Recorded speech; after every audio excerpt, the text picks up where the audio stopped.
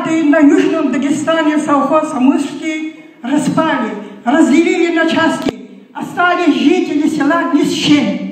Говорят, что пианистский народ бродяги, не хотят работать, тунеядцы. Раз так, тысячами тоннами в государство продали зерна, молока,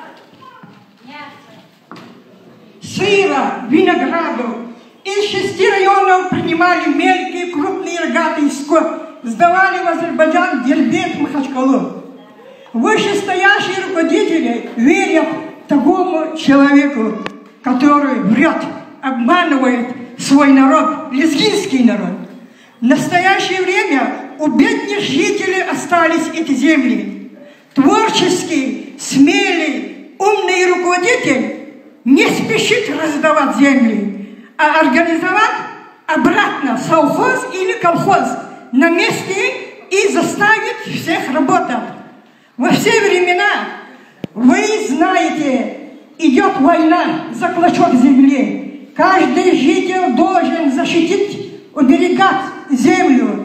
Это жизнь наших детей, наших будущего. В настоящее время, если мы будем сидеть молча, завтра они будут строить гаремы, как Османской империи. Уже будет поздно. У дороги большой гараж у нас. Говорят, что это продано брату или сестре уважаемого главы администрации Загидиновича. Стандартные склады тоже племяннику его.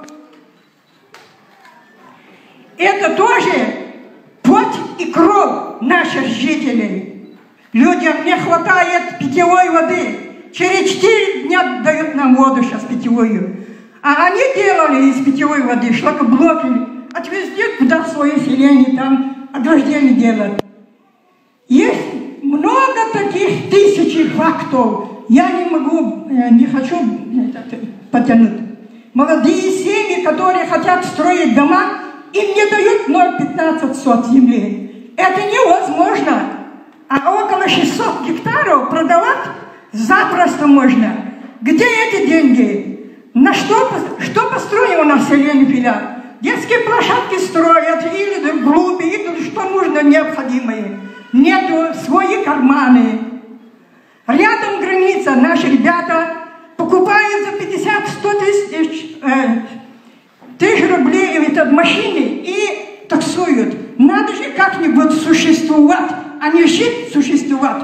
Но стоит им в месяц, просят 2000 рублей. Если не будете давать эти деньги, то поймают на дороге, натравляют, звонят, все. Они будут по 10-15 тысяч платить.